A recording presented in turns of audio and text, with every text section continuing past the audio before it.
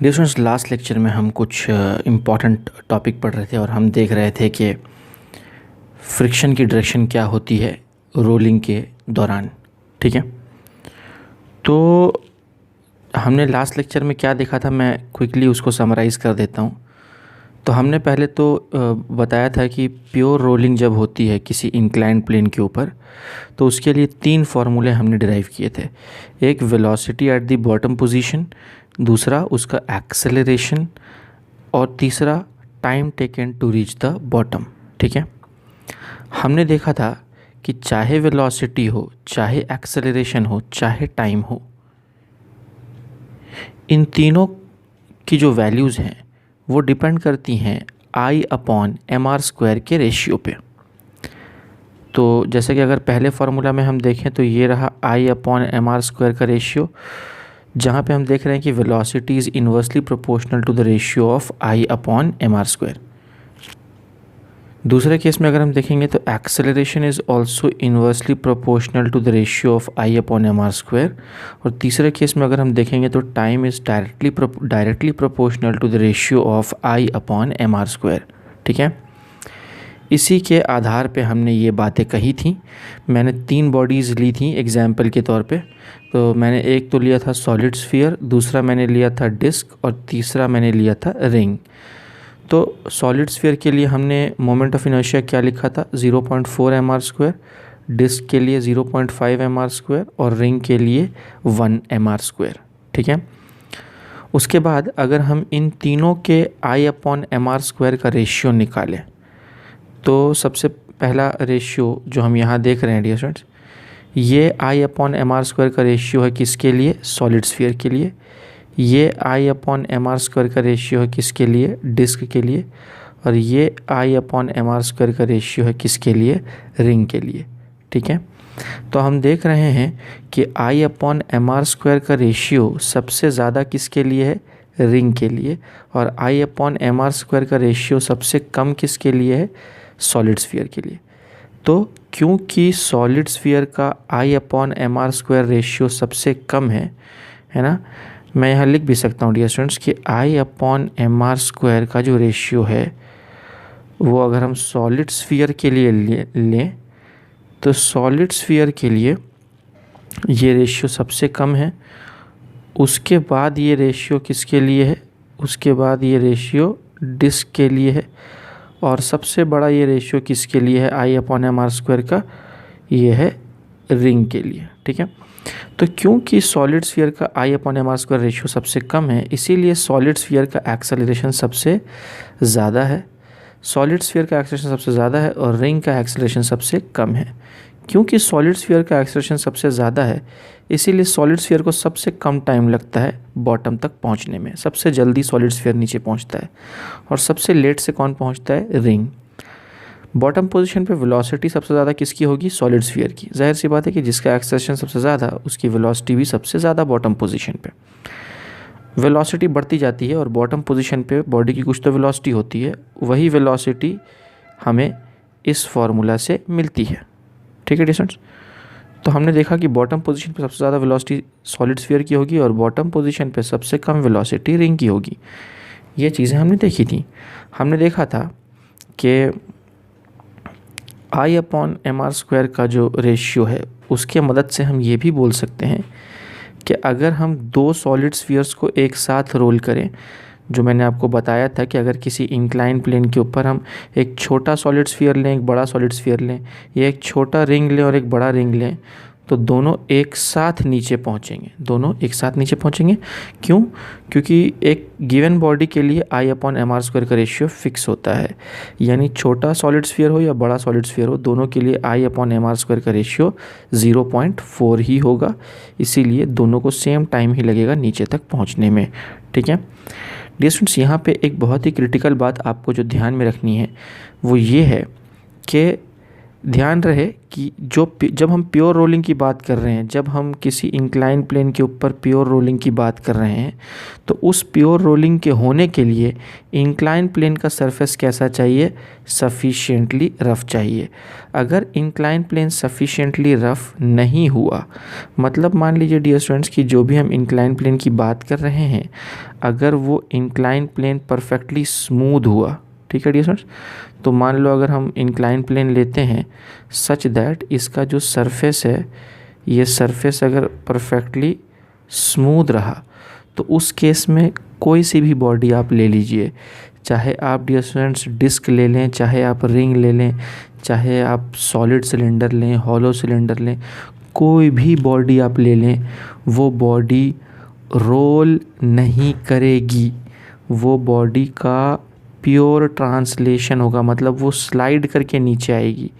वो बॉडी क्या करेगी? स्लाइड करेगी, यानी प्योर ट्रांसलेशन होगा। प्योर ट्रांसलेशन होगा डियर स्टूडेंट्स उसका कोई रोटेशन नहीं होगा, मतलब वो बॉडी गोल गोल नहीं घूमेगी, है ना, और वो प्योरली स्लाइड करके ऐसा नीचे आएगी। तो उस केस में क्या होगा डियर स्टूडेंट्स कि आप कुछ भी बॉडीज़ ले लें, यानी कि time taken by solid sphere हो या टाइम टेकन बाय डिस्क हो या टाइम टेकन बाय रिंग हो, ये सब इक्वल टाइम लेंगे, यानी ये सब एक साथ बॉटम पे पहुंच जाएंगे। क्यों भाई?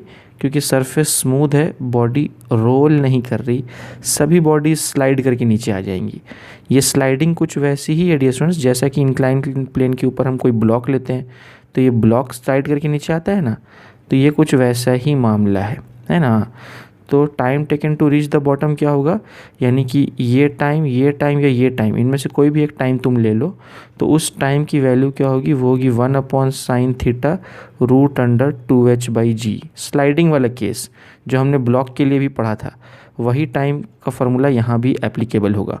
तो तीनों बॉडीज़ इतने ही टाइम में नीचे पहुँचेंगी, 1/sin θ √2h/g, ठीक है। तो ध्यान रहे, अगर सरफेस स्मूथ रहे इंक्लाइन प्लेन का, तो सभी बॉडीज सेम टाइम पे नीचे पहुंचेंगी, एक साथ नीचे पहुंचेंगी। लेकिन अगर इंक्लाइन प्लेन का सरफेस सफिशिएंटली रफ रहा और प्योर रोलिंग होके वो बॉडी नीचे आ रही है, तो फिर सॉलिड स्फीयर सबसे जल्दी पहुंचेगा और रिंग सबसे लेट में पहुंचेगा, ठीक है। हाँ जी, वहाँ बॉडी गोल भी घूमेगी और आगे भी बढ़ेगी। एक और बात बता दूँ मैं आपको डियर स्टूडेंट्स कि बहुत सारी बुक्स में ये जो रेशियो की मैं बात कर रहा हूँ ना, यहाँ पे जो मैंने आपको बताया था पिछले लेक्चर में भी, हम किसकी बात कर रहे थे? I/m r² के जो रेशियो की बात कर रहे थे। अभी कुछ बुक्स में I/m r² नहीं बोल के क्या बोलते हैं? K² बोलते हैं। वो ऐसा क्यों बोलते हैं? एक ही बात है डियर स्टूडेंट्स, आप I/m r² लिखिए या K² लिखिए, बात एक ही है। क्यों? क्योंकि देखो, जब हम लिखते हैं I/m r², तो एक्चुअली I क्या होता है? I किसी भी बॉडी का मोमेंट ऑफ इनर्शिया हम रेडियस ऑफ जायरेशन के टर्म्स में क्या लिख सकते हैं? mk² लिख सकते हैं, और नीचे हमारा क्या रहेगा? mr²। तो ये mm कट जाएगा, तो ये क्या बन जाएगा? K²/r²। यही चीज़ मैंने यहाँ लिखी है। तो पता ये चला कि तुम उस रेशियो को I/m r² बोलो या K²/r² बोलो, बात एक ही है, ठीक है। पर मुझे I/m r² बोलना ज़्यादा अच्छा लगता है, क्योंकि हाँ, I की वैल्यू डायरेक्टली हम सब्स्टिट्यूट कर सकते हैं, अलग से रेडियस ऑफ जायरेशन निकालने की ज़रूरत नहीं पड़ती है, हम उससे बच जाते हैं, है ना। इसीलिए मुझे I/m r² बोलना ज़्यादा अच्छा लगता है एज़ कम्पेयर टू K²/r²। तो उम्मीद है कि ये बात भी आपको समझ में आ गई होगी। और ये तो 2 पॉइंट्स हैं जो हम पिछले लेक्चर में ही देख चुके थे, आपने ये कॉपी भी किया होगा पिछले लेक्चर में, ठीक है। तो अब यहीं पे हम थोड़ा सिलसिला आगे बढ़ाते हैं, और हमने डियर स्टूडेंट्स हॉरिजॉन्टल सरफेस की बात की थी पिछले लेक्चर में, और हमने देखा था कि अगर सरफेस हॉरिजॉन्टल हो और वो स्मूथ हो या रफ हो, कोई फ़र्क नहीं पड़ता, स्मूथ हो या रफ हो कोई फ़र्क नहीं पड़ता, अगर if v is equal to r omega, अगर v और r ओमेगा इक्वल रहे, यानी जब बॉडी रोल करके आगे बढ़ रही है तो उसके पॉइंट ऑफ कांटेक्ट का ट्रांसलेशन के वजह से जो वेलोसिटी है v और पॉइंट ऑफ कांटेक्ट का रोटेशन के वजह से जो वेलोसिटी है आर ओमेगा, अगर ये दोनों वेलोसिटी के मैग्नीट्यूड्स इक्वल हुए और डायरेक्शन ऑपोजिट हुआ तो दोनों एक दूसरे को कैंसिल आउट कर देंगे और पॉइंट ऑफ कांटेक्ट की ना ही आगे बढ़ने की कोई टेंडेंसी होगी, यानी आगे स्लाइड करने की कोई टेंडेंसी ना ही होगी, ना ही पीछे स्लाइड करने की कोई टेंडेंसी होगी। यानी पॉइंट ऑफ कांटेक्ट ग्राउंड के रिस्पेक्ट में उस इंस्टेंट ऑफ टाइम पे रेस्ट पे रहेगा, उस इंस्टेंट ऑफ टाइम पे रेस्ट पे रहेगा। तो क्योंकि स्लाइड करने की कोई टेंडेंसी नहीं है इसीलिए फ्रिक्शन ज़ीरो रहेगा।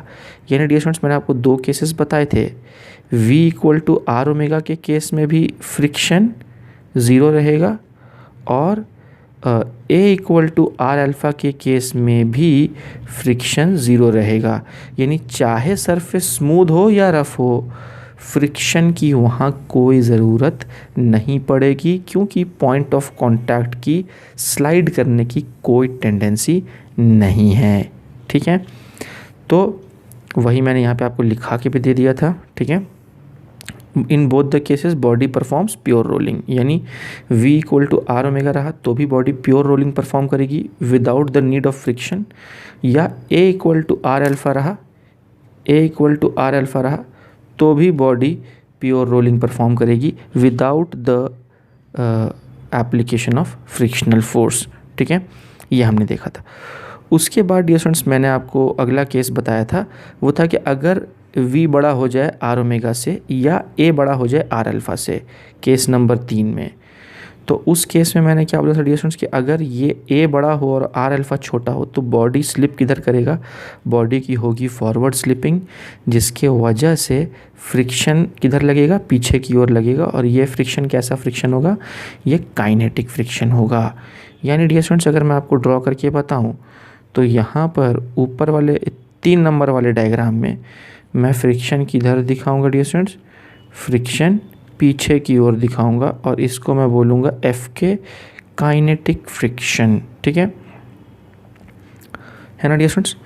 और यहाँ पे ध्यान रहे, यहाँ पे surface is not sufficiently rough, है ना। हाँ जी, तो पहले यानी केस नंबर 3 में हमने क्या देखा, केस नंबर 3 में हमने देखा कि अगर a बड़ा हो जाए आर अल्फ़ा से तो बॉडी जो पॉइंट ऑफ कांटेक्ट है उसके आगे स्लिप करने की टेंडेंसी होगी, इसीलिए फ्रिक्शन स्लिप करने की टेंडेंसी भी होगी और स्लिप कर भी जाएगा। क्यों, क्योंकि वहाँ पे फ्रिक्शन सफिशिएंट नहीं है, इसीलिए वो स्लिप करना चाहेगा और कर जाएगा। और फ्रिक्शन पीछे की ओर लगेगा काइनेटिक फ्रिक्शन के रूप में, है ना। तो बॉडी इम्प्योर रोलिंग परफॉर्म करेगी, इम्प्योर रोलिंग, है ना। तो यानी केस नंबर 3 में भी मैं यहाँ लिख देता हूँ आपके लिए कि केस नंबर 3 में भी ये इम्प्योर रोलिंग होगा। ठीक है, और केस नंबर 4 में भी ये इम्प्योर रोलिंग होगा। ठीक है, क्यों, क्योंकि स्लिपिंग हो जा रही है, स्लाइडिंग हो जा रही है वहाँ पे। ठीक है, और केस नंबर 4 में अगर हम देखें ये वाला डायग्राम तो यहाँ पे a छोटा है और r अल्फ़ा बड़ा है। तो अगर r अल्फ़ा बड़ा है तो स्लिपिंग किधर होगी, पीछे की ओर होगी, बैकवर्ड स्लिपिंग, जिसके वजह से फ्रिक्शन किधर लगेगा dear students, right hand side को लगेगा और ये भी काइनेटिक फ्रिक्शन होगा। ये भी मैं आपके लिए ड्रॉ कर देता हूँ डियर स्टूडेंट्स। फ्रिक्शन इस केस में आगे की ओर लगेगा और ये भी एफ के होगा, एफ के यानी काइनेटिक फ्रिक्शन होगा। ठीक है, हाँ जी, तो उम्मीद है कि ये दोनों केस भी आपको समझ में आ गए डियर स्टूडेंट्स। और अब हम बढ़ते हैं आगे अपने अगले केस की ओर। अब ये वो केस है डियर स्टूडेंट्स जहाँ पे सरफेस सफिशिएंटली रफ है। सरफेस क्या है, सफिशिएंटली रफ। ठीक है, यानी फ्रिक्शन यहाँ अच्छा खासा है, फ्रिक्शन पॉइंट ऑफ कांटेक्ट को स्लाइड करने नहीं देगा। ठीक है, हाँ जी, तो आओ देखते हैं। इसको मैंने अलग अलग कैटेगरीज़ में डिवाइड किया है। तो यहाँ पर डियर स्टूडेंट्स हम 3 केसेस लेंगे। एक वो केस है जब बॉडी पे लगने वाला फोर्स सेंटर ऑफ मास से पास करेगा, यानी उस फोर्स का line of action centre of मास से पास कर रहा है, जो कि आप केस नंबर 5 में देख सकते हैं। केस नंबर 5 जो आपको दिख रहा है डियर स्टूडेंट्स, मैंने आसानी के लिए मतलब समझाने के लिए यहाँ पे एग्जाम्पल के रूप में डिस्क लिया है। तो केस नंबर 5 में भी हम डिस्क की बात कर रहे हैं, केस नंबर 6 में भी हम डिस्क की बात कर रहे हैं। तो केस नंबर 5 में फोर्स का लाइन ऑफ एक्शन कहाँ से पास हो रहा है? सेंटर ऑफ मास से पास हो रहा है, ठीक है। तो एक केस हम ले रहे हैं कि the line of action of force is passing through the centre of मास। दूसरा केस हम ले रहे हैं कि जो line of action of force है वो सेंटर ऑफ मास के नीचे है, ठीक है। और फिर हम अगला केस जो लेंगे उसमें हम देखेंगे कि जो line of action of force है वो सेंटर ऑफ मास के ऊपर है। तो आप देख सकते हैं डियर स्टूडेंट्स, इन दोनों डायग्राम्स में फोर्स का line of action centre of mass के ऊपर है, ठीक है। और ये जो हमारा 6 नंबर का जो डायग्राम है उसमें फोर्स का line of action centre of mass के नीचे है, और जो 5 नंबर का डायग्राम है इसमें फोर्स का line of action centre of मास से पास हो रहा है, ठीक है। तो ये 3 कैटेगरी में डिवाइड करेंगे हम इसको।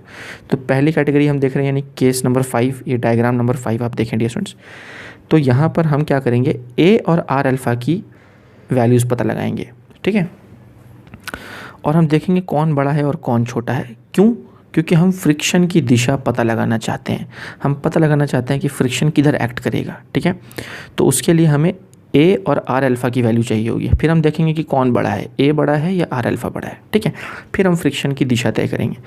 तो आओ पहले तो मैं यहाँ ए लिख देता हूँ। मान लो बॉडी का मास m है, ठीक है। तो अगर बॉडी का मास m है तो डियर स्टूडेंट्स यहाँ पे ए की वैल्यू क्या हो जाएगी, ए हो जाएगा F/m, ठीक है। ये हमारा ए हो गया। अब यहाँ पे अगर हम आर अल्फ़ा की बात करें तो मैं लिख रहा हूँ r इंटू अल्फ़ा, और हमको पता है डियर स्टूडेंट्स कि अल्फ़ा क्या होता है, अल्फ़ा होता है टाउ अपॉन आई, है ना डियर स्टूडेंट्स। हमने पढ़ा था ना tau equal to I alpha, तो वहीं से अल्फ़ा क्या लिख रहा हूँ, टाउ अपॉन आई। अच्छा, यहाँ पे टॉर्क सेंटर ऑफ मास के अबाउट हमको टॉर्क का पता लगाना है। तो सेंटर ऑफ मास के अबाउट अगर हम टॉर्क का पता लगाएंगे डियर स्टूडेंट्स, तो बोलो क्या होगा टॉर्क सेंटर ऑफ मास के अबाउट। हाँ dear students, centre of mass के अबाउट जो टॉर्क है वो 0 होगा। क्यों? क्योंकि फोर्स का लाइन ऑफ एक्शन उसी पॉइंट से पास हो रहा है जिस पॉइंट के अबाउट हम टॉर्क निकाल रहे हैं, यानी सेंटर ऑफ मास। तो क्योंकि यहाँ पे टॉर्क 0 है बॉडी का सेंटर ऑफ मास के अबाउट, तो दिस इम्प्लाइज दैट, मतलब ये जो आर अल्फ़ा की वैल्यू है वो 0 हो जाएगी, है ना, यानी अल्फ़ा 0 हो जाएगा। तो चलो फिलहाल मैं ऐसा लिख देता हूँ, आर अल्फ़ा 0 हो गया। तो ये हो गई आर अल्फ़ा की वैल्यू और ये हो गई हमारी ए की वैल्यू, ठीक है। तो अब मुझे बोलो कि ए और आर अल्फ़ा में कौन बड़ा निकला, ए बड़ा निकला, है ना। यानी कि डियर स्टूडेंट्स अगर हम रफली देखें, जैसे कि मान लो इस तरह से मैं डायग्राम दिखाता हूँ आपको, कि अगर मान लो ऐसा डायग्राम है, ठीक है, और इसमें अगर मैं आपको बोलूँ कि ए बड़ा है और आर अल्फ़ा छोटा है, यानी ए बड़ा है और आर अल्फ़ा छोटा है, वैसे तो 0 है लेकिन मैं समझने के लिए बस छोटा बोल रहा हूँ उसको। तो अगर ए बड़ा है आर अल्फ़ा छोटा है तो पॉइंट ऑफ कॉन्टैक्ट की स्लाइड करने की टेंडेंसी किधर होगी, आगे की ओर होगी। तो फ्रिक्शन किधर लगेगा डियर स्टूडेंट्स, फ्रिक्शन पीछे की ओर लगेगा, है ना। वही यहाँ पे हो रहा है डियर स्टूडेंट्स कि यहाँ पर ए बड़ा है और आर अल्फ़ा छोटा है। तो मैं यहाँ लिख देता हूँ कि since A is greater than R alpha, ठीक है, तो पॉइंट ऑफ कॉन्टैक्ट की आगे की तरफ स्लाइड करने की टेंडेंसी होगी। तो फ्रिक्शन किधर लगेगा, हाँ जी मैं ड्रॉ कर देता हूँ, फ्रिक्शन यहाँ पीछे की ओर लगेगा, ठीक है। अच्छा, ये कैसा फ्रिक्शन होगा डियर स्टूडेंट्स, ये स्टैटिक फ्रिक्शन होगा। स्टैटिक फ्रिक्शन क्यों? क्योंकि surface is sufficiently rough, friction में बहुत दम है। फ्रिक्शन उस पॉइंट ऑफ कांटेक्ट को ग्राउंड के रिस्पेक्ट में स्लाइड होने नहीं देगा, है ना। और फ्रिक्शन वहाँ पे, हाँ जी, तो आगे की तरफ अगर हम ए की बात करें डियर स्टूडेंट्स, एक्सेलरेशन की बात करें, तो ए की कौन मदद कर रहा है, एफ मदद कर रहा है, ठीक है। तो फिर आर अल्फ़ा की कौन मदद करेगा, हाँ जी, आर अल्फ़ा की मदद करेगा हमारा स्टैटिक फ्रिक्शन, ठीक है। तो ध्यान रहे डियर स्टूडेंट्स, यहाँ पे सरफेस सफिशिएंटली रफ है, फ्रिक्शन पॉइंट ऑफ कांटेक्ट को स्लाइड करने नहीं देगा। हालांकि पॉइंट ऑफ कांटेक्ट के स्लाइड करने की टेंडेंसी तो आ चुकी है, ये देखिए यहाँ से हमको पता चल रहा है कि पॉइंट ऑफ कांटेक्ट के आगे स्लाइड करने की टेंडेंसी है, इसीलिए तो टेंडेंसी आई तो अभी तो फ्रिक्शन आया। और फ्रिक्शन इस बार ऐसा आया कि पॉइंट ऑफ कांटेक्ट को स्लाइड करने उसने नहीं दिया, ठीक है। हाँ जी, तो डियर स्टूडेंट्स बहुत अच्छी बात है, फ्रिक्शन ने यहाँ पे एंगुलर एक्सेलरेशन क्रिएट किया जिसके वजह से A equal to R alpha हो जाएगा। अब यहाँ पे फ्रिक्शन की वजह से आर अल्फ़ा आ जाएगा और यहाँ पे A equal to R alpha बना देगा। कौन बना देगा? फ्रिक्शन बना देगा। फ्रिक्शन A को आर अल्फ़ा के इक्वल बना देगा, ठीक है।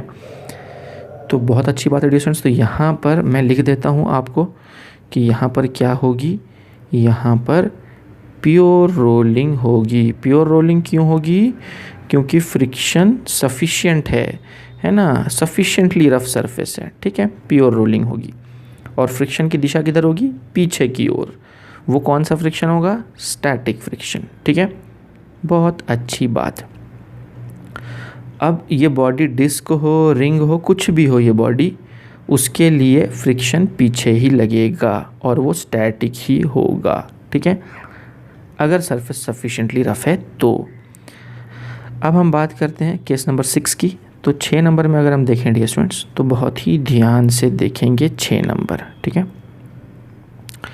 देखो जो बातें मैं बोल रहा हूँ ना डियर स्टूडेंट्स, इसको आप अच्छे से ना कॉपी डाउन करके भी ले सकते हैं, ठीक है। अच्छा जी, तो अब हम देख रहे हैं अगला केस। और अगले केस में अगर हम ध्यान से देखें डियर स्टूडेंट्स तो अगले केस में देखो फोर्स नीचे लग रहा है, ठीक है। ऑलराइट, तो हम A और आर अल्फ़ा की वैल्यू लिख लेते हैं यहाँ पे फटाफट। तो मेरा A यहाँ पे क्या होगा? A फिर से होगा F/m, क्योंकि बॉडी पे लगने वाला नेट फोर्स तो F है, तो A मैंने लिख लिया F/m। अब बारी आई आर अल्फ़ा की। तो आर अल्फ़ा क्या होगा डियर स्टूडेंट्स? तो मैं यहाँ पे लिखता हूँ आर अल्फ़ा जो है वो मैं लिखूँगा R इंटू τ/I, ठीक है। और टाउ क्या यहाँ पे क्या होगा डियर स्टूडेंट्स? यहाँ पे होगा R इंटू टाउ जो है वो हो जाएगा force into perpendicular distance of the force, है ना। और ये डिस्क है तो नीचे I क्या आ जाएगा? mr²/2, ठीक है। इसको हम आगे सॉल्व भी कर सकते हैं डियर स्टूडेंट्स, लेकिन यहाँ पे मैं आपको एक बात समझा दूँ डियर स्टूडेंट्स। यहाँ पे समझने वाली बात है, चलो मैं इसको थोड़ा सा सॉल्व भी कर देता हूँ आपके लिए, कि अगर हम इसको आगे लिखें तो ये कैसा हो जाएगा? ये हो जाएगा Fr²/2 इंटू 2/mr², ठीक है। तो देखो ये r² कट गया और ये 2 कट गया, तो ये क्या आ गया? F/m आ गया, ठीक है। तो यहाँ पे आर अल्फ़ा जो है वो भी क्या आ गया डियर स्टूडेंट्स? F/m आ गया, ठीक है। बहुत अच्छी बात है डियर स्टूडेंट्स। अब हम देख रहे हैं कि A का मैग्नीट्यूड और आर अल्फ़ा का मैग्नीट्यूड सेम है, ठीक है। मैग्नीट्यूड तो सेम है डियर स्टूडेंट्स, लेकिन दिशा का क्या है मामला? दिशा ऑपोजिट रहती तो A equal to R alpha हो जाता, प्योर रोलिंग होती, कोई फ्रिक्शन नहीं लगता, यानी ये वाला केस हो जाता। मैं आपको बताता हूँ कौन सा केस हो जाता। हाँ, केस नंबर 2 हो जाता। केस नंबर 2 हो जाता डियर स्टूडेंट्स। कब? अगर A और आर अल्फ़ा ये दोनों अगर ऑपोजिट दिशा में होते और इक्वल मैग्नीट्यूड होता तो केस नंबर 2 हो जाता, फ्रिक्शन नहीं लगता वहाँ पे कुछ भी, बॉडी प्योर रोलिंग परफॉर्म करती। लेकिन यहाँ पे A और आर अल्फ़ा की दिशा की अगर हम बात करें तो दोनों की दिशा सेम है। अब मैं आपको बताता हूँ कैसे, बहुत ध्यान से देखेंगे डियर स्टूडेंट्स, बहुत ध्यान से देखने वाली बात है। तो डियर स्टूडेंट्स अगर हम ध्यान से देखें तो यहाँ पर फोर्स के वजह से बॉडी का एक्सेलरेशन किधर होगा? इधर होगा, राइट साइड को। तो ये जो पॉइंट ऑफ कांटेक्ट है इसका मैं A दिखाता हूँ आपको, थोड़ा बड़ा एरो दिखा रहा हूँ बस ऐसे ही थोड़ा, ताकि क्लियर कट दिखे, क्लियरली शो करने के लिए मैंने इधर A दिखा दिया, ठीक है। ये एक किसके वजह से आया? F के वजह से आया, F के वजह से ये A आया। अगर हम अल्फ़ा की बात करें, एंगुलर एक्सेलरेशन की, सेंटर ऑफ मास के अबाउट, तो मुझे बता सकते हैं डियर स्टूडेंट्स आप कि सेंटर ऑफ मास के अबाउट जो हमारा टॉर्क लगेगा, टॉर्क किधर लगेगा? क्लॉक लगेगा या एंटी क्लॉक लगेगा? हाँ डियर स्टूडेंट्स, ये जो फोर्स है ये सेंटर ऑफ मास के अबाउट बॉडी को इस तरह से घुमाएगा, इस तरह से घुमाने की कोशिश करेगा, यानी कि एंटी क्लॉकवाइज घुमाने की कोशिश करेगा। यानी टॉर्क एंटी क्लॉकवाइज लग रहा है तो एंगुलर एक्सेलरेशन भी यानी अल्फ़ा भी एंटी क्लॉक होगा। यानी एंटी क्लॉक के हिसाब से जाएं तो यहाँ पे आर अल्फ़ा भी इसी दिशा में होगा डियर स्टूडेंट्स, ठीक है। अब वैसे इस केस में ए और आर अल्फ़ा दोनों का एरो का साइज़ मुझे सेम दिखाना चाहिए था, लेकिन थोड़ा समझने के लिए, थोड़ा क्लियरली दिखने के लिए मैंने एरो का साइज़ बड़ा छोटा दिखा दिया है, वरना इस केस में तो ए और आर अल्फ़ा दोनों के एरो की लेंथ सेम होगी क्योंकि दोनों का मैग्नीट्यूड सेम है, ठीक है। लेकिन समझने के लिए मैंने बस ऐसा दिखा दिया। तो लेकिन इतना तो हमें समझ में आ गया ना कि ए और आर अल्फ़ा दोनों की दिशा सेम है। इसका मतलब है कि पॉइंट ऑफ कॉन्टैक्ट की स्लाइड करने की टेंडेंसी किधर होगी, राइट साइड को होगी। तो फ्रिक्शन किधर लगना चाहिए, बोलो फ्रिक्शन किधर लगना चाहिए? तो डियर स्टूडेंट्स, फ्रिक्शन लगना चाहिए पीछे की ओर। क्यों? क्योंकि पॉइंट ऑफ कांटेक्ट की स्लाइड करने की टेंडेंसी राइट साइड को है, तो फ्रिक्शन लेफ्ट साइड को लगना चाहिए। ये फ्रिक्शन कौन सा फ्रिक्शन होगा? अगेन स्टैटिक फ्रिक्शन होगा, है ना। और स्टैटिक फ्रिक्शन बॉडी को स्लाइड करने से रोक देगा। क्यों रोक देगा? क्योंकि सरफेस सफिशिएंटली रफ है, फ्रिक्शन अच्छा खासा है वहाँ पे। तो ए और आर अल्फ़ा दोनों मिलके बॉडी को, पॉइंट ऑफ कांटेक्ट को आगे की तरफ स्लाइड कराना चाहते थे, पर फ्रिक्शन ने उनको स्लाइड होने नहीं दिया, फ्रिक्शन पीछे लग गया, ठीक है। तो अब ये बॉडी तो वैसे हमने डिस्क लिया है, लेकिन ये डिस्क हो, रिंग हो, सॉलिड स्फीयर हो, कुछ भी हो, अगर फोर्स का line of action centre of mass के नीचे है तो फ्रिक्शन हमेशा पीछे की ओर लगेगा, ठीक है। और केस नंबर 5 में हमने क्या देखा कि अगर फोर्स का line of action centre of मास से ही पास हो रहा है तो भी फ्रिक्शन हमेशा पीछे की ओर ही लगेगा, ठीक है। तो केस नंबर 5 में भी बॉडी प्योर रोलिंग परफॉर्म करेगी, और केस नंबर 6 में भी, मैं यहाँ लिख देता हूँ, केस नंबर 6 में भी बॉडी क्या परफॉर्म करेगी डियर स्टूडेंट्स? Pure rolling. दोनों केस में बॉडी प्योर रोलिंग परफॉर्म कर रही है। क्यों? क्योंकि दोनों केस में फ्रिक्शन सफिशिएंट है, ठीक है। और दोनों केस में फ्रिक्शन पीछे की ओर लगेगा, चाहे बॉडी कोई सी भी हो, ठीक है। हाँ, लेकिन अगर फोर्स सेंटर ऑफ मास के ऊपर लाई करता है, अगर फोर्स का line of action centre of mass के ऊपर हो, तो उस केस में फ्रिक्शन का जो फोर्स है वो आगे भी लग सकता है और पीछे भी लग सकता है। डिपेंड करता है कि बॉडी कौन सी है और फोर्स कितना लग रहा है और कहाँ लग रहा है, ठीक है। याद रखें डियर स्टूडेंट्स। तो ये जो केस नंबर 5 और 6 है, इन दोनों केसेस में फ्रिक्शन हमेशा पीछे ही लगेगा, चाहे बॉडी कोई सी भी हो। लेकिन अगर फोर्स सेंटर ऑफ मास के ऊपर लगा तब तो फ्रिक्शन आगे या पीछे कहीं भी लग सकता है। अब कैसे पता लगाएंगे वो मैं आपको समझाता हूँ डियर स्टूडेंट्स। पहले आप एक बेसिक कॉन्सेप्ट समझ लें कि जब भी हम किसी बॉडी की बात करते हैं, ठीक है, और इसका सेंटर ऑफ मास ये है, ठीक है, और अगर मान लो फोर्स हमारा सेंटर ऑफ मास के ऊपर कहीं तो लग रहा है, मान लो यहाँ लग रहा है हमारा फोर्स, ठीक है, फोर्स का लाइन ऑफ एक्शन यहाँ से पास हो रहा है, तो उस केस में डियर स्टूडेंट्स ये जो फोर्स है वो इस पॉइंट के अबाउट, यानी सेंटर ऑफ मास के अबाउट बॉडी को इस तरह से एंगुलर एक्सेलरेशन प्रदान करेगा, टॉर्क देगा। टॉर्क की वजह से क्या होगा? एंगुलर एक्सेलरेशन, क्योंकि सेंटर ऑफ मास से उसकी कुछ तो दूरी है ना, तो इस दूरी की वजह से वो टॉर्क क्रिएट करेगा वहाँ पे, और टॉर्क की वजह से कौन आएगा? एंगुलर एक्सेलरेशन, जिसके वजह से पॉइंट ऑफ कॉन्टैक्ट का पीछे की ओर एक आर अल्फ़ा वाला कॉम्पोनेंट आएगा एक्सेलरेशन का, ठीक है। टेंजेंशियल एक्सेलरेशन आर अल्फ़ा आएगा सर्कमफेरेंस वाले पॉइंट, यानी पॉइंट ऑफ कॉन्टैक्ट के ऊपर। और ये जो एफ़ है, इस एफ़ के वजह से एक लीनियर एक्सेलरेशन भी आएगा इस बॉडी के अंदर, और वो लीनियर एक्सेलरेशन हम आगे की तरफ दिखा सकते हैं। तो ये रहा हमारा लीनियर एक्सेलरेशन ए, ठीक है। अब डियर स्टूडेंट्स, अगर टॉर्क ज़्यादा हो गया और फोर्स कम हो गया तो उस केस में ये बड़ा हो जाएगा और ये छोटा हो जाएगा। और अगर फोर्स ज़्यादा हो गया, टॉर्क कम हो गया, फोर्स ज़्यादा हो गया, टॉर्क कम हो गया, तो उस केस में ए बड़ा हो जाएगा और आर अल्फ़ा छोटा हो जाएगा।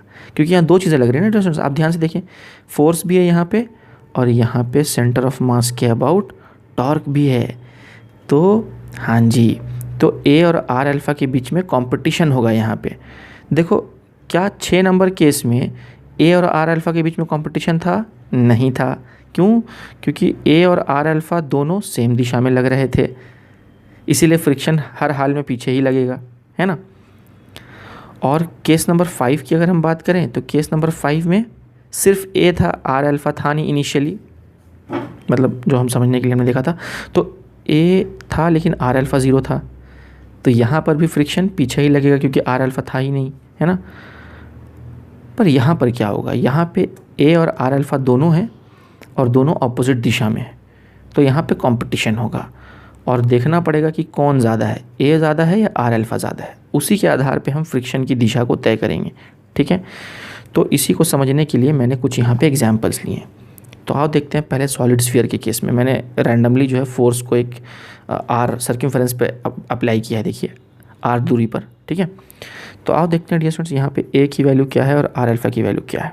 तो मैं दोनों वैल्यू लिख देता हूँ यहाँ पे। तो पहले तो मैं ए लिख देता हूँ। ए यहाँ पे क्या होगा, ए होगा एफ अपॉन एम। मान लो बॉडी का मास क्या है, एम है, तो ये हमारी वैल्यू हो गई ए की, ठीक है। अब हम बात करते हैं आर अल्फ़ा की। तो जब हम आर अल्फ़ा की बात करेंगे डिस्टेंस, तो आर अल्फ़ा क्या होगा, वो होगा R into tau upon I, ठीक है। अच्छा, अब यहाँ पे टाउ क्या होगा, ये तो पहले मैंने आर लिख दिया। टॉर्क क्या होगा, फोर्स इंटू दूरी, फोर्स इंटू परपेंडिकुलर डिस्टेंस।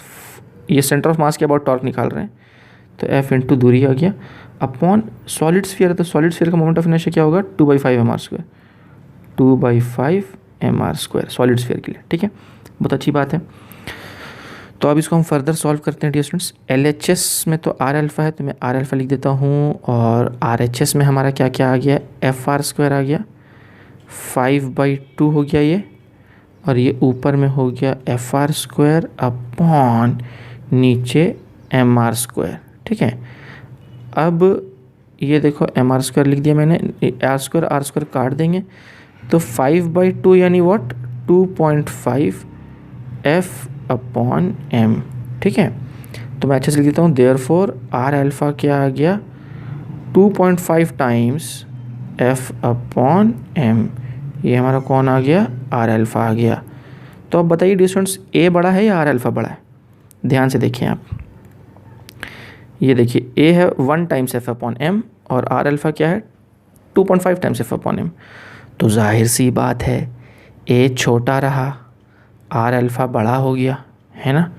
तो पॉइंट ऑफ कांटेक्ट की किधर स्लाइड करने की टेंडेंसी होगी, पॉइंट ऑफ कांटेक्ट के, हाँ ए बड़ा है, ए यानी ए किधर होता है भाई, ए इधर होता है ना डिस्टेंस, इस तरफ होता है, तो ए बड़ा है, आर अल्फ़ा छोटा है, आर अल्फ़ा इस तरफ है, आर अल्फ़ा है ना, ये अल्फ़ा है। तो ए बड़ा आर अल्फ़ा छोटा, यानी पॉइंट ऑफ कांटेक्ट आगे की तरफ स्लाइड करने की टेंडेंसी होगी। तो फ्रिक्शन किधर लगेगा, फ्रिक्शन पीछे की ओर लगेगा, और ये कौन सा फ्रिक्शन होगा, स्टैटिक फ्रिक्शन, ठीक है। क्यों भाई, क्योंकि पॉइंट ऑफ कांटेक्ट की आगे स्लाइड करने की टेंडेंसी है। बॉडी क्या परफॉर्म करेगी dear students, body pure rolling perform करेगी। क्यों, क्योंकि सरफेस सफिशिएंटली रफ है। ये सारे केसेस में हम सरफेस को क्या मान रहे हैं, सफिशिएंटली रफ, आप लिख भी सकते हैं कहीं पे, तो है ना। तो मैं यहाँ पे लिख रहा हूँ बॉडी परफॉर्म्स प्योर रोलिंग, ठीक है। अच्छा, अब अगले केस में आते हैं, फटाफट अपने अगले केस पे आते हैं, रिंग। इस केस में भी मैं ए लिख देता हूँ सीधा सीधा, तो ए क्या हो जाएगा, ए हो जाएगा F अपॉन M, ठीक है। अब हम आर अल्फ़ा कैलकुलेट करते हैं, तो आर अल्फ़ा हो जाएगा R into tau upon I, और यहाँ पे आर लिखता हूँ, टाउ फिर से हमारा क्या हो जाएगा, F इंटू आर हो जाएगा, और आई रिंग के केस में आई क्या होगा, MR² होगा, ठीक है। तो इसको ज़रा मैं अच्छे से लिखता हूँ, तो ये हो जाएगा R alpha is nothing but FR² upon MR²। यहाँ पे R² कैंसिल हो जाएगा, ये हो जाएगा F अपॉन M। देखो गलती से मैं कैपिटल M लिख देता हूँ, मतलब या तो तुम स्मॉल m लिखो या कैपिटल M लिखो, मुझसे थोड़ा कभी स्मॉल लिख देता हूँ कभी कैपिटल लिख देता हूँ, लेकिन वो सब स्मॉल ही मान लो, है ना। तो अब ये क्या हो जाएगा, ये हो जाएगा आर अल्फ़ा हो जाएगा, हाँ जी आर अल्फ़ा हो जाएगा F अपॉन M। अरे वाह, क्या हुआ यहाँ पे, ए और आर अल्फ़ा दोनों का वैल्यू सेम आ गया डियर स्टूडेंट्स। हाँ जी, दोनों इक्वल आ गए। तो अगर दोनों इक्वल आ गए तो अब क्या होगा, अब क्या होगा बोलो, हाँ दोनों इक्वल हो गए, मतलब यहाँ पे मैं बोलता हूँ this implies that A is equal to R alpha, यानी पॉइंट ऑफ कांटेक्ट के ना ही आगे स्लाइड करने की कोई टेंडेंसी होगी, ना ही पीछे स्लाइड करने की टेंडेंसी होगी, है ना। देखो यहाँ पे टॉर्क तो ऐसा है ना, यानी आर अल्फ़ा किधर होगा, पीछे होगा, और ए किधर होगा, आगे होगा। अब ए और आर अल्फ़ा इक्वल है, तो मतलब यहाँ पे फ्रिक्शन ज़ीरो हो जाएगा डियर स्टूडेंट्स, फ्रिक्शन की ज़रूरत ही नहीं पड़ेगी, भले सरफेस रफ हो, या स्मूथ हो, फ़र्क नहीं पड़ता, फ्रिक्शन लगेगा ही नहीं, है ना। ये केस आपको पहले ही बता चुका हूँ मैं। तो फ्रिक्शन यहाँ ज़ीरो हो जाएगा और फिर से मैं लिख देता हूँ body will perform pure rolling. तो डियर स्टूडेंट्स आप ध्यान से देखें, ये जो पिछला केस था सॉलिड स्फीयर वाला, देखो फोर्स उतनी ही दूरी पर लगा रहे हैं ना, यानी इस केस में भी हम फोर्स उतनी ही दूरी पर लगा रहे हैं और इस केस में भी फोर्स उतनी ही दूरी पर लगा रहे हैं, लेकिन सॉलिड स्फीयर के केस में फ्रिक्शन लगा पीछे की ओर, रिंग के केस में फ्रिक्शन लगा ही नहीं, ठीक है। तो आप देख रहे हैं डिस्टेंस, क्योंकि ए और आर अल्फ़ा की जंग हो रही है वहाँ पे, ठीक है। हाँ जी, तो जैसे कि मैंने आपको बताया था कि जब भी फोर्स सेंटर ऑफ मास के ऊपर लगता है ना, तो फ्रिक्शन कहीं भी लग सकता है, पता लगाना पड़ता है, हर केस में पता लगाना पड़ेगा आपको इंडिविजुअली। जैसे ये वाला केस देखते हैं, इस बार फोर्स को थोड़ा नीचे लिया है मैंने, लेकिन फिर से ये फोर्स जो है ये सेंटर ऑफ मास के अबाउट बॉडी को क्लॉकवाइज घुमाएगा, यानी आर अल्फ़ा इधर पीछे की तरफ होगा और आगे की तरफ हमारा कौन होगा, ए होगा, ठीक है।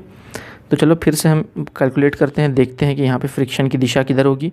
तो डियर स्टूडेंट्स आप खुद कैलकुलेट करें, आप करें डियर स्टूडेंट्स, पॉज करें अभी वीडियो को और आप मुझे बताएं कि इस केस में फ्रिक्शन लगेगा या नहीं लगेगा, और अगर लगेगा तो किधर लगेगा, और वो स्टैटिक फ्रिक्शन होगा या काइनेटिक होगा। दिया हुआ है कि सरफेस जो है वो सफिशिएंटली रफ है, ये सफिशिएंटली रफ है, सफिशिएंटली रफ सरफेस दिया हुआ है, ठीक है। तो आओ देखते हैं डियर स्टूडेंट्स, मैं वैल्यूज़ यहाँ पे कैलकुलेट करता हूँ। तो यहाँ पर ए फिर से मैं लिख दूँगा, ए क्या हो जाएगा, ए हो जाएगा F/m, ठीक है। और आर अल्फ़ा निकालेंगे तो आर अल्फ़ा क्या हो जाएगा, वो हो जाएगा r into tau upon I, और यहाँ पे हमारा टाउ क्या होगा, फोर्स इंटू परपेंडिकुलर डिस्टेंस। तो force into perpendicular distance is r/2 upon ring है, तो रिंग के लिए मोमेंट ऑफ इनर्शिया mr², ठीक है। और अगर मैं इसको आगे बढ़ाऊँ तो ये हो जाएगा Fr²/2 Fr²/2 इंटू 1/mr², ठीक है। इस तरह से हो जाएगा डियर स्टूडेंट्स। और देखो ये r² कैंसिल हो गया, ये आ गया 1/2 टाइम्स F/m, ठीक है। तो इसको मैं ज़रा अच्छे से इस तरफ लिख देता हूँ डियर स्टूडेंट्स। तो मैं ज़रा आगे बढ़ाता हूँ इस बात को, यानी कि हम देख रहे हैं कि हमारा a जो है वो F/m है, और r अल्फ़ा को डेसिमल में अगर मैं लिखूं तो डेसिमल में वो आ रहा है 0.5 टाइम्स F/m। मुझे बोलो कौन बड़ा है डियर स्टूडेंट्स, a बड़ा है या r अल्फ़ा बड़ा है, कौन बड़ा है? हाँ जी, ये 1 टाइम्स F/m है ना, तो a बड़ा है ना, तो यहाँ पे a बड़ा है और r अल्फ़ा छोटा है। ए बड़ा है, आर अल्फ़ा छोटा है, तो मतलब बॉडी किधर स्लाइड करने की टेंडेंसी होगी, आगे की तरफ, ठीक है। तो फ्रिक्शन किधर लगेगा डियर स्टूडेंट्स, बोलो। फ्रिक्शन लगेगा पीछे की ओर। वो कौन सा फ्रिक्शन होगा, वो स्टैटिक फ्रिक्शन होगा। बॉडी क्या परफॉर्म करेगी, प्योर रोलिंग। क्यों? क्योंकि सरफेस सफिशिएंटली रफ है। Body will again perform pure rolling, ठीक है। तो अरे कितनी प्यारी बात है, ये पिछला वाला केस देखो, केस बी, ये रिंग वाला केस देखो डियर स्टूडेंट्स। रिंग वाले केस में देखो ये भी रिंग है और ये केस सी, ये भी रिंग है। ये दोनों केस में रिंग है ना, बी और सी दोनों केसेस में वी हैव रिंग। यहाँ भी रिंग है, वहाँ भी रिंग है। यहाँ फ्रिक्शन लग ही नहीं रहा, यहाँ कोई फ्रिक्शन नहीं लग रहा, और यहाँ फ्रिक्शन लग रहा पीछे की ओर। अरे तो ये फ़र्क क्यों पड़ा? क्योंकि हमने फोर्स का लाइन ऑफ एक्शन चेंज किया, फोर्स को थोड़ा सा नीचे लेके आए, है ना। तो देखा डियर फोर्स को नीचे लाने से टॉर्क बदल गया, है ना, टॉर्क हमारा चेंज हो गया, ठीक है डियर स्टूडेंट्स। तो क्या हो गया, टॉर्क घट गया, है ना। तो ये वाले केस में, केस बी में टॉर्क ज़्यादा था क्योंकि फोर्स दूर था सेंटर ऑफ मास से, तो टॉर्क ज़्यादा था, तो इसीलिए ए जो है आर अल्फ़ा जो है ए को बैलेंस कर दे रहा था।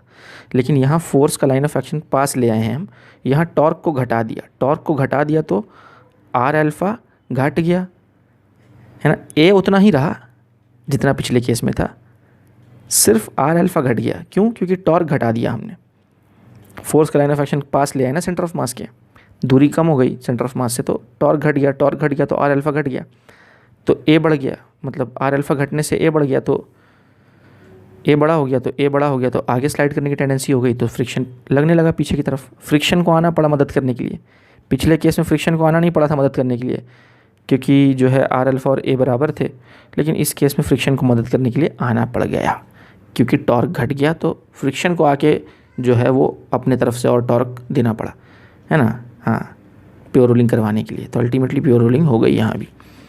तो उम्मीद है कि ये भी केस आपको समझ में आ रहा होगा डियर स्टूडेंट्स, ठीक है। अब ये एक सवाल है ना, ये सवाल आपको सॉल्व करना है डियर स्टूडेंट्स कि at what height above the centre of mass must the force be applied for the body to perform pure rolling without frictional force.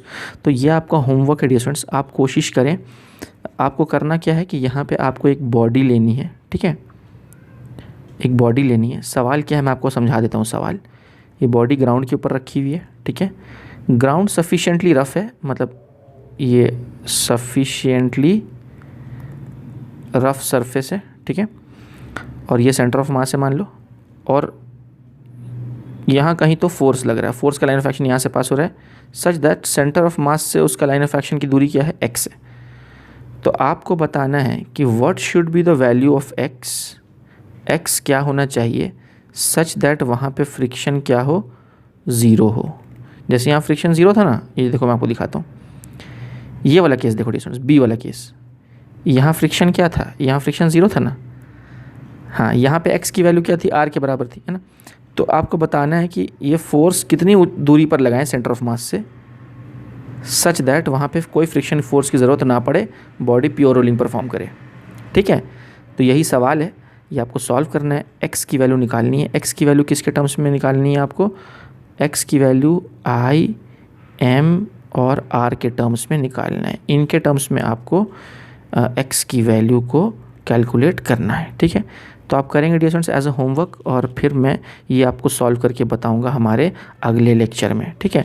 और अगले लेक्चर में मैं आपको बताऊंगा कि इंक्लाइन प्लेन के ऊपर फ्रिक्शन की दिशा किधर होती है। ये पूरी जो चर्चा हमने की अब तक, ये सारे हॉरिजॉन्टल सर्फेसेस के लिए की हैं, है ना। ये सारे केसेस में सरफेस क्या है, हॉरिजॉन्टल है। अभी तक हमने ये नहीं पता लगाया कि इंक्लाइन प्लेन के ऊपर के सिर्फ हमने ये फार्मूला डिराइव किए हैं। मैंने FBD ड्रॉ नहीं किया, फ्री बॉडी डायग्राम वगैरह ड्रॉ नहीं किया।